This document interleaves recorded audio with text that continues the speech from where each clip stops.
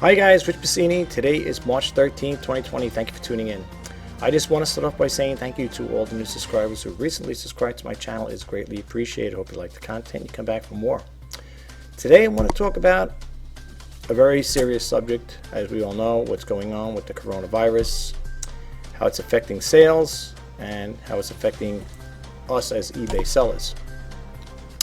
The reason why I'm doing this video, I typed in on a YouTube search there and to see how many other people are covering this topic when it comes to online selling. And I just thought I would kind of like chime in, and I just wanted to basically give my take on how I feel about it and what can we do to try to circumvent the problem. Not that I'm saying it's going to increase sales or anything like that, but basically this video is to protect. How can we protect our eBay buyers?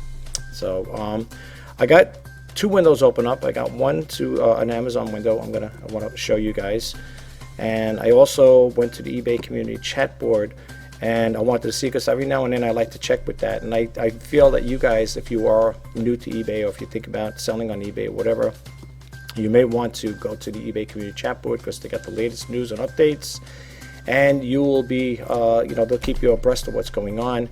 And one of the topics is in regards to this coronavirus thing that's going on.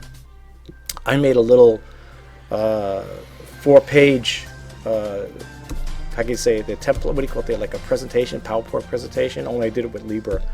And it's basically just about protecting our buyers. I just want to share with you guys. It's my own personal take on it, what I would do, so I'm just want to throw it out there and share it with you. Yeah, I don't know if you guys have noticed any sales. Maybe you might have taken a drop in sales. I know I have. I had a couple buyers, not buyers, potential buyers that made best offers, and needless to say, they ended up falling through. These things happen. People will make purchases. Will make a best offer. You'll accept it as a seller, and the next thing happens, they change their mind. So that's expected. But anyway. I want to go to the window. I'm going to bump out of the screen here, and I'm going to go to the eBay community chat board first. Oh, no, I'll do the Amazon first, and then we're going to go to the eBay community chat board.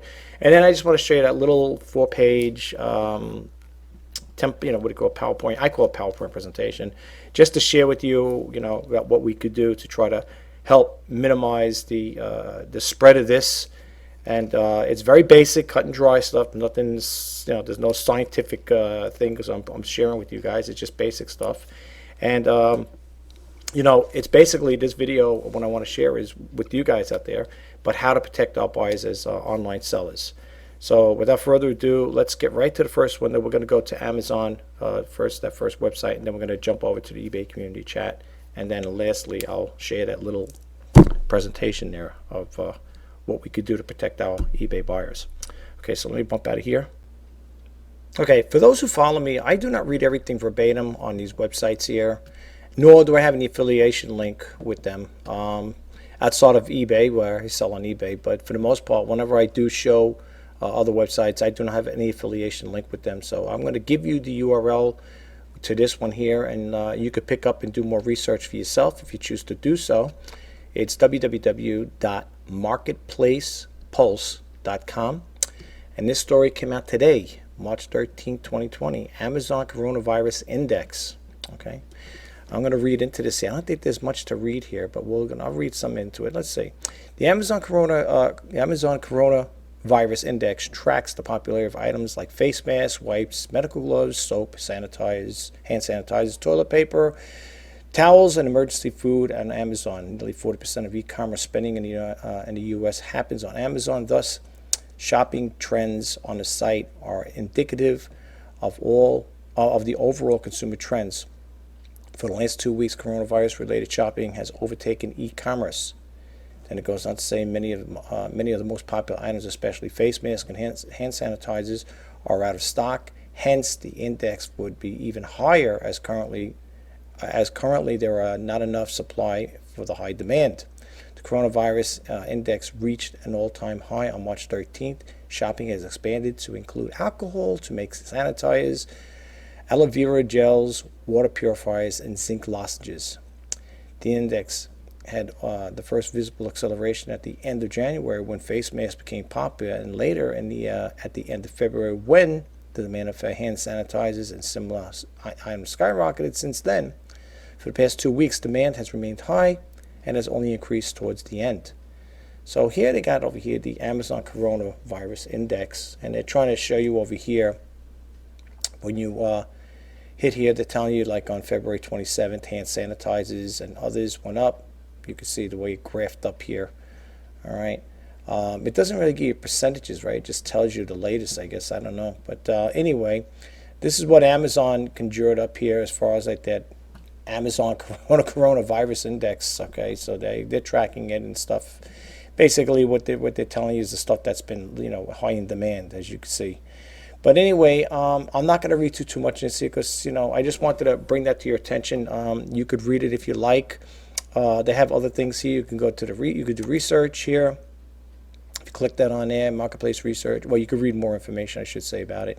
But they have other things that you could go to the press. You could read about contacts and so on.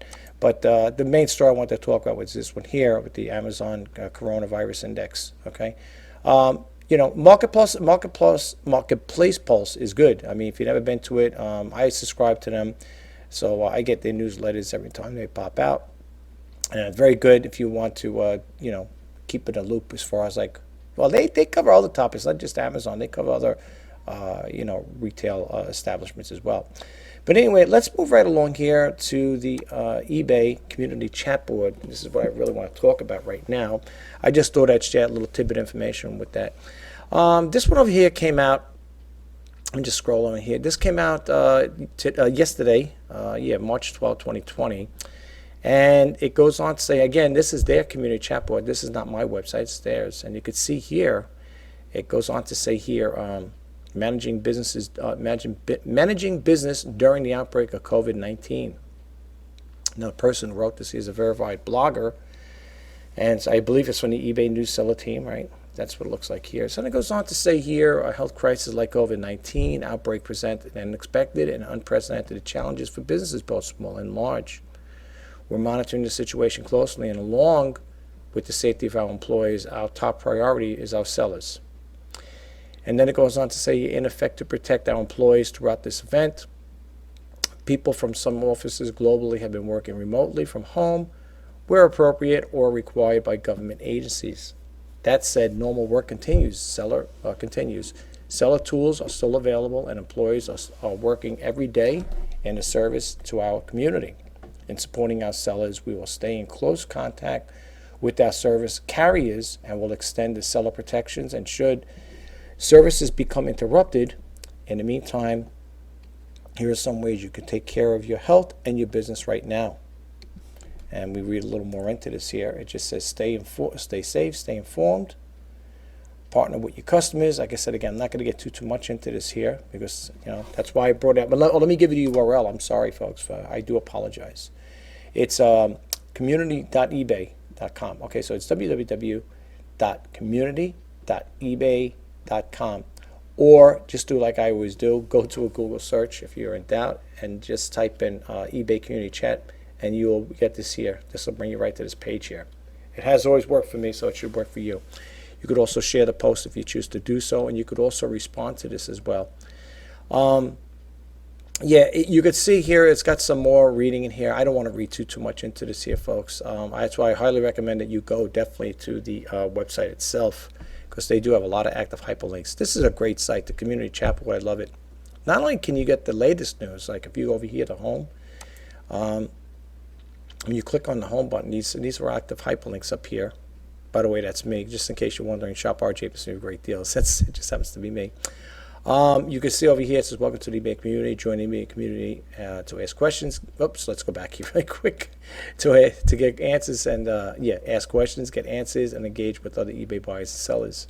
So far to date, it's got 8,591 members online right now.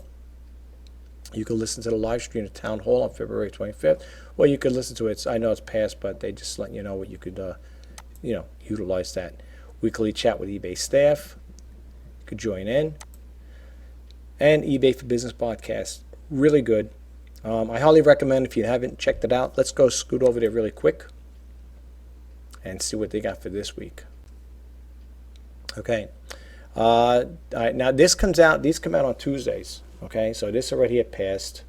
Of course, we're Friday, of course. And if you check it out, if you want to listen to this here, that's what's nice about the podcast. They do have archives for older dates. This one here is selling on eBay, episode 82, shipping ISD, dimensional weight, shipping discount promotional tool. You could read this information here, give a little overview of what it's all about. I highly recommend you listen to it, folks. If you've never been to the eBay community, well, that too, but the eBay for Business podcast, definitely check it out. Especially if you're an eBay seller, you definitely want to look into this as well. Also, if you have questions, it could be answered on eBay for Business podcast. Call us at 888-723-4630, or you can email them at podcast@ebay.com. Or you could just click here. But they do have some older ones from the past shows you could listen to, and I think even going further back, they got quite a bit there. So you could listen to the older ones as well. With the number you see here, that's how many podcasts they started since they started it.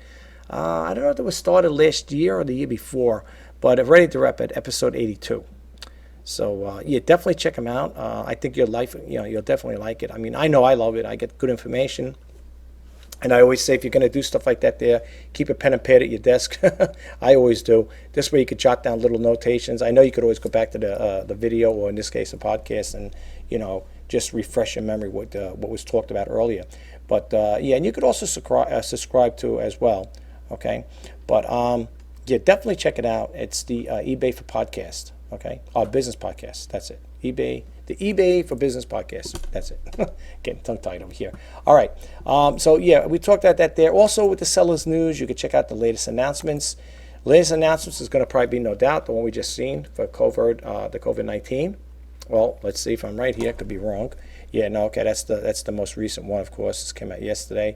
Then they do have updates. This came out here as an update. I didn't get a chance to look at this. Here's count March 5th. And then they go over here, changes to simplified pricing options for low volume sellers in a vehicle category. Okay, you could check that as well. eBay to extend seller protections impacted by tornadoes in Tennessee, and it goes on and on and on. And you could definitely check it out. Now, what I want to do is really quick is I want to bump out and just expand a little on how I feel we could protect our eBay buyers. So if you want to just stick around, check it out. I'm going to bump out of this window really quick. Okay, here's my little slide presentation. Nothing fancy, just to get it out there. And as you can see, the title is Protecting Our Buyers.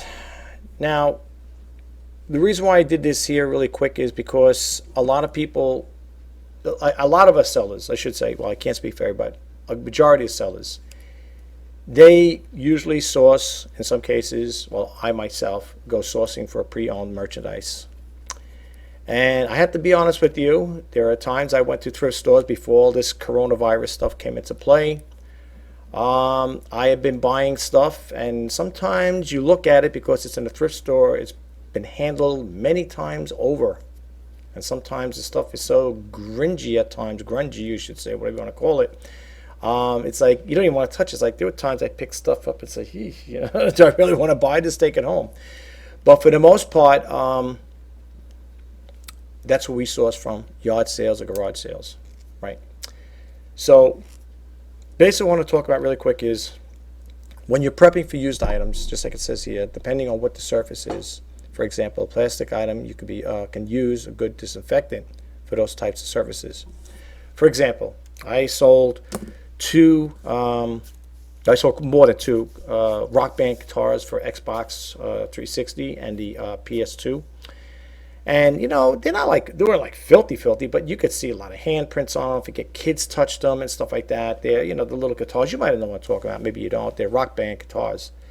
And I make my own cleaning solution, all right? And I'm not saying for anybody to do what I do, okay? Because you don't want to do that. What I do is I will make my own cleaning solution. I will use like one little cup like that of bleach. I mix it with the water, and I will put in a disinfectant in there. And what I do is, like I said, I make sure it's got enough power to clean, but not enough power to irritate your skin. You know what I'm saying? Because like I said, bleach is a skin irritant, you know. But the disinfectant I use is, like I said again, I measure it out. I mean, it's got cleaning power. Let's put it that way. And I will do my own. I'll make my own cleaning solution that way. Or you could just go out and buy a disinfectant. But I like to just add that little extra protection in there. Yeah, so when I got those things home, I laid out a big towel, whatever, and I laid them down and I spritzed them with my clean solution, and I gave it the twice. I usually clean them twice. The first time I give it like a preliminary cleaning, you know, and then the second time I use another clean rag, because whenever you're doing this, if you don't want to use the same dirty rag you just wiped it with, so I will spritz it down again and give it the final once over. That's how I like to ship my stuff out. And again, like it says over here, when it comes to pre-owned clothing, it pays to wash it prior to putting them up for sale. Because again, folks, you know, go into thrift stores. Now, I'm not saying the people that, you know, put the stuff there. I've yet to seen or haven't experienced it. I don't go around sniffing clothes. But, you know, they get tons of stuff. These thrift stores I go to get tons of stuff. I mean, they got stuff in bundles and stuff like that. And you got people in the background there, you know, in the back of the office there, whatever, sorting out, or I should say the warehouse area, sorting out clothing and stuff like that. Now, I don't take notice of them washing, you know, I don't know if they're washing down, I hope they are, wearing gloves or not, but, you know, they're handling this clothing, they're handling all this general merchandise, TVs, electronics, you name it, they're handling toys. You know, I'm sure you've been to thrift stores, and believe me, if you look back there, what goes on behind the scenes back there, it's like, wow, you know. Germ City, you know what I'm saying? I'm a germophobic myself. I worry about stuff like that there. But again, when it comes to pre-owned clothing, it pays to wash them prior to putting them up for sale. Now, if you got the time, I know people say, yeah, but now I got to start buying clothes, and now I got to start using my laundry detergent to clean these things up before I put them. Well, you know, again, it's pre-owned, you know, so, you know, people might say, yeah, but usually people that donate pre-owned stuff, it might be, you know, might be already cleaned and stuff, but it's always good to add that extra feature, you know, especially now with the coronavirus going around, and people say, well, what's cleaning clothes? You never know. I mean, you never know. The next one is the next slide here, again, for protecting our buyers. The next thing is to wrap your item up in plastic. This will add added protection from any contaminants that can attach itself if the package becomes open during shipment. The less exposure, the better. True. When I get my stuff, everything I sell is always wrapped up in plastic. Now, and the reason I'm saying that, and I'm not saying this in the menial way, I've been on some YouTube channels where some people will take stuff and they just throw it in a box, in a shipping box, and that's it. Be done with it. Today, folks, it's not a question of being a clean freak. It's a question of trying to, you know, cut back on germs and stuff like that, especially with this here, what's going on right now with this coronavirus stuff. So, you know, you want to take precaution. Again, as an online seller, you want to make sure you're protecting your buyers. Okay, you want this video, for all intents and purposes, is just to give you a little. I'm just sharing what I do. Okay, this is not going to be the standard, the gold standard here, where everybody's going to say, hey, I'm going to do what that guy does. I'm just sharing how I handle things. Okay, now the rest is up to you. I put out the information. I share this information with you guys. If you want to listen to it and follow through, that's totally up to you. But if not, you know, again, I'm just putting it out there, okay? And it's true. Yeah, and then the other thing is over here, this will also help you. This will also help if you're doing international shipping, where in some cases the package may be open for inspection, and that could lead to exposure. Okay, so even though you package your item up, it's nice and packed, and well, even though you cleaned it, you did your due diligence, you cleaned the package, you wrapped it up in plastic, you might be sending it overseas or whatever. In some cases, I understand with the what do you call it there, with the I can't think of it offhand. You know, when they're checking stuff out there overseas, you know, customs. That's it. I'm thinking of these things. Where the customs will open it up in some cases, and you don't know. You know, they may have a cold, or maybe they have a touch of this thing. Who knows? You never know. They're opening it up. They're exposing it to that environment in there, and who knows? So it's always good to try to you know, take precaution when it comes to things of that nature. All right, the next one over here, like I said, there's only 4 slides. So as online says, we got to take the extra step in protecting our buyers to our best of our ability during difficult times, where it is essentially to provide the best service whenever possible. Okay, which is true. We need to go that extra mile.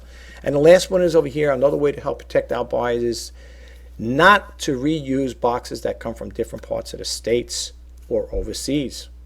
Now, I recycle boxes in some cases if they're clean, but I haven't. But since this has been going on, I've been buying new boxes now. As a matter of fact, I just went to Walmart. I just bought about, I don't know, maybe $20 plus change in boxes, new boxes to send the items out. Again, because that reusable box, that depending where it came from, if you're a person that buys overseas and it's coming to you, okay. Remember, I heard with the touching the surfaces that virus can lay on the surfaces. So you might say, well, all right, so what do I do now? When a mailman comes, do I go grab the boxes with gloves? You could if you want to pick it up from him, but have gloves if you know you're expecting a packages and you see it out there. Don't touch it. Wear gloves. Bring it to wherever. You don't want to bring it in your house if you don't have to. If you have like a storage facility or an area where you could work, let's say, I don't know, a big storage area where you store your merchandise, you could probably open up in there, remove the content out, whatever, but wear the gloves. Okay, this is just to kind of cut back to just help out. That's all I'm saying. This is basically, like I said again, this video is to help our buyers, to protect our buyers. Okay, and I'm not saying it's foolproof, but anything to help and cut back on it, it may aid a little and try to alleviate some of this contamination, if you want to call it that. Okay, so just be careful. There's people I hear in the stories, and you look at the news and stuff like that, they're walking around with masks on. Not if you haven't seen it yet, or people walking around with gloves in stores now. I understand they're wearing regular surgical gloves, the gloves they use for medical stuff when they're picking up stuff, groceries and stuff like that. People are afraid. This is serious stuff we're talking here, folks. This ain't something that's gonna, this is not like a fly-by-night virus here that's gonna come and go. It may, I don't know when. Who knows? I don't know. But you got to be very careful. And the next thing is, like I said again, when shipping out items, try to use new store-bought boxes. Now you might say, yeah, but suppose the person handles the stuff, puts in there. Look, I understand that. Okay, I understand. We're going to become paranoid like that, then we're not going to do anything. But again, you hope that the people putting this stuff up there, they're not sick with viruses or whatever. People could say, well, that's contradiction, because now you're talking about if you're receiving boxes from overseas or different parts of the states, you're telling people not to use, but to go out and bring new boxes. Well, think about this for 1 second. How many hands, oops, I'm sorry, hit my mic here. How many hands had handled that box before it got to you? That's what I'm saying. Now, here's the other thing. If it's going to a store, I buy all my supplies, my boxes off at Walmart. Now, here's the thing. If it's going from the manufacturing to the truck, hopefully it's only 2 people handling it, whatever, and they're usually wrapped up in bundles. So chances are, if you're going to get the bottom one, you're not going to get the top. That's another thing too. If you're really that detrimental as far as like getting stuff, you could always go into the pick of the little there in the middle, and just go in there and lift up the stuff there. You don't have to grab the top one. But like where I am over here at Walmart, they have them all wrapped up in bands. So I usually do is, before this even came out, I always pull from the middle, from the bottom of it, because sometimes the top gets a little damaged. I've seen it happen from the bands. They usually bend the boxes up, or sometimes they get ripped. So I've been doing that right along. That's a standard practice with me. I always go in the middle of it and pull out the boxes, slide them out, without, of course, making a mess. I don't want to create any problems. But that's one way. But think about it. If you think about from where it's going from the manufacturer to the trucker, and then it goes to the employees, and then they're going to put it in their shelves, and hopefully that'll be done with. But again, this is all this video, like I said again, is just to try to circumvent the problem a little. It's not going to be it's not a cure-all. Okay. And another way to protect our buyers is when going to thrift stores or yard sales, you might want to wear gloves when handling those used items. True. You may want to use gloves. I won't be surprised if I see that. I don't go to many yard sales, but when I go to the yard sale, when I go to the thrift store, I'm more of a thrift store seller, buyer. I buy in the thrift stores and I sell on eBay. But I usually like to go to the thrift stores. So for me, now people are going to say, well, how about you? You going to do that? Well, I got gloves in the car. I usually keep a pair of gloves anywhere in there. I think I'm going forward. I probably will, because for the simple reason is this is getting out of hand now, and for the most part, what's it going to take to just slap on a pair of gloves, the clear gloves, and go in there and pick the merch up? Because I'm telling you, some of the thrift stores, I'm not saying all, but some of the stuff they get there, the condition of these things, if you ever been, well, I can't speak for your thrift stores, but some of the thrift stores that people drop off merchandise, they usually have a landing platform in the back of the place, and it's laying there on the loading platform. Okay, some people will put them in boxes, some people put them in bags, some people just drop them off in there. So, in some cases it might be on the landing, the loading platform, not protected at all. So in some cases, it would pay if you did wear gloves when you're going to thrift stores, your yard sales. Now, I know a lot of people say, geez, in the summertime, well, I don't know how long this is going to be around anyway. I mean, I don't know if this is going to be a long-term thing here, or is it going to peter out after a while? I don't know. Some people may beg to differ and say, geez, I don't know if I want to walk around with gloves. Do I wear a mask? I mean, at this point in time, I don't. It's our area, well, at least in my geographic area, I haven't heard anything just yet. As far as surrounding areas, maybe on the outside surrounding areas, I'm in the state of New York over here. I'm in the suburbs. Not that saying we're not privy to getting that, but for the most part, I hadn't heard anything like in our town per se, my township. So is that to say we can't get it? No, absolutely not. But this is just basically, I'm just sharing this information with you guys out there. Again, I just threw this out there. I made this little, if you want, it's not even a PowerPoint presentation. I got this from Libra. Actually, you can get this software yourself. You could download it yourself. It's got really good stuff there. You could do things like this. You could add bells and whistles to it as well. It's all for free too, by the way. But anyway, I don't want to expand too much on the topic. I read a little into it, like I said, as far as that thing with eBay. You could see it's affected. It got to the point where eBay had to put that announcement out there in regards to this COVID or coronavirus here. So it's a serious thing. I don't know how you guys have been doing with your sales. Let me just move out of the screen really quick. Yeah, I don't know how you guys have been doing with your sales. Right now, my sales have been kind of flatlined. I had two people. Just to share this really quick, I had two people, buyers, and this is the only part I don't understand sometimes. I mean, it's not that it's not understandable, but I had two buyers that made an offer, and I accepted the best offers, and unfortunately, none of them came through. So one, I had to open up an unpaid buyer case, unpaid item case. I had to open up on one of the buyers, and I don't really like doing that for the simple reasons. I try to reach out to the buyer a couple of times. I sent them a couple of messages, and I sent them the invoice 2 or 3 times. I usually do that there. What I usually do is, once they make the offer, I will send the first invoice out. Then if I don't hear from her a day or two, whatever, I'll send another one out. And then usually on the third, I'll send the third one out. And if I don't hear anything at that point, I will open up an unpaid item case. I really don't like doing that, folks, for the simple reason is I found out later on, I didn't really notice until a teammate told me, that when you open up an unpaid item case, that kind of like that, you could say, kind of like puts a little dampener on their seller performance. They will get a little ding on their account. Now, if you're a person that doesn't care about eBay and say, well, I don't really care about that, that doesn't bother me, that's a whole different story. But for the most part, I don't really like doing it. But I had no choice. I tried to reach out to the buyer a couple of times. I waited more than 4 days, and unfortunately, these things happen. And if you are new to selling on eBay, if you think about selling on eBay, you are going to experience that at some point in your eBay selling career, if you want to call it that. But no, but it's true. And sometimes you're going to get buyers that will, will make demands. I had a buyer one time. They were going to do a return, and the person said they wanted was buyer remorse. As we call it, for those who don't know, if you're new to eBay, buyer's remorse is when a buyer gets something, they decide they don't want it later on, or they found a better deal, whatever.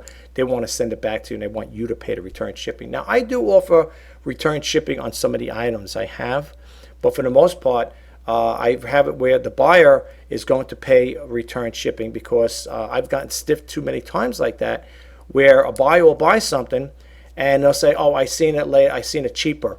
and they'll buy it and stuff like that, and then they feel, well, hey, I'm getting everything, I'm getting all my money back, even the shipping. That's not fair to me.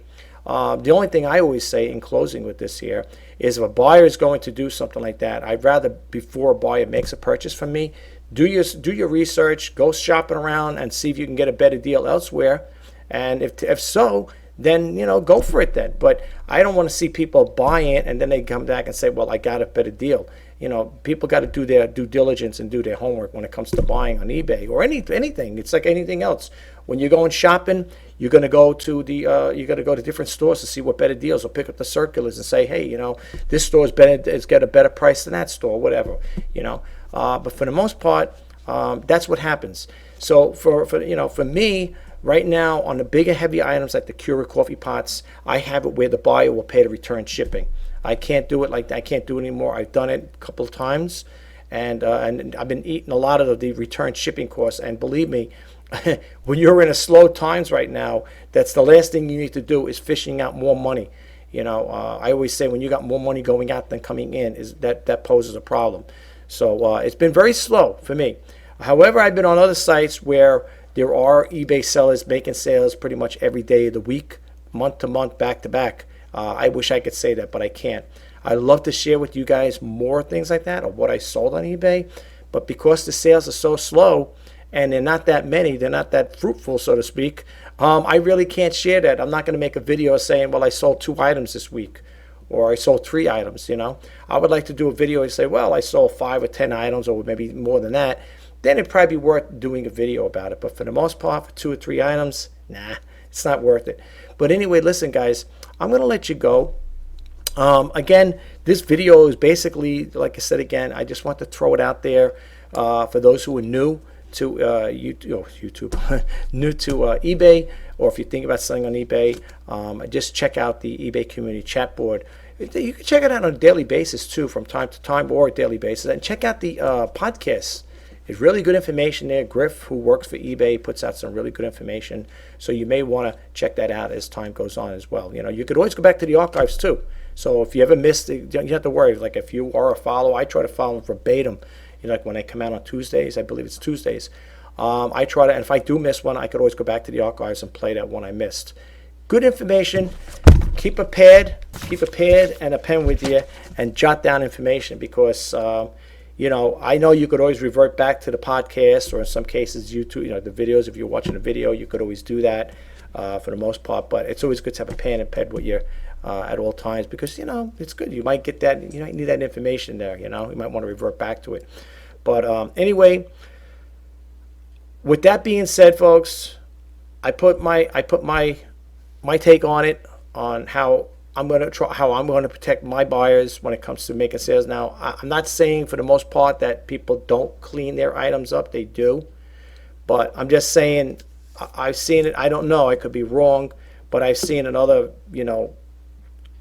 videos where people will get an item and just, throw it in the box.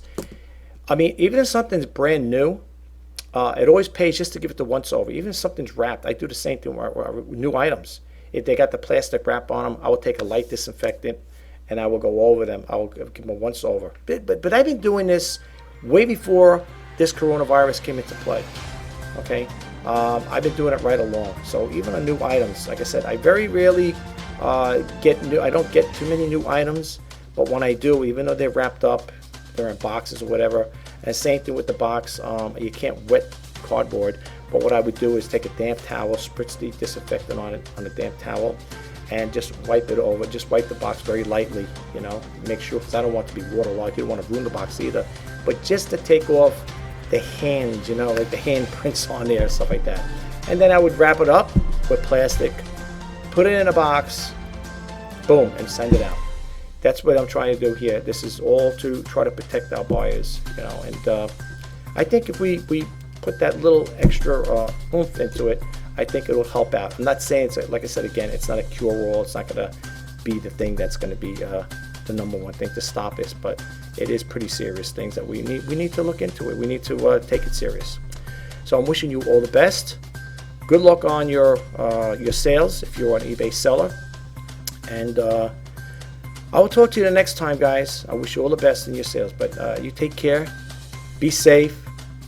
Remember to wash your hands, really, because as they always tell you, wash your hands. And yeah, let's do the right thing with this here. Let's do it for our buyers. Let's protect our buyers the best we can, to the best of our abilities. Let's put it that way. All right, have a great day, guys. Till next time, bye bye for now.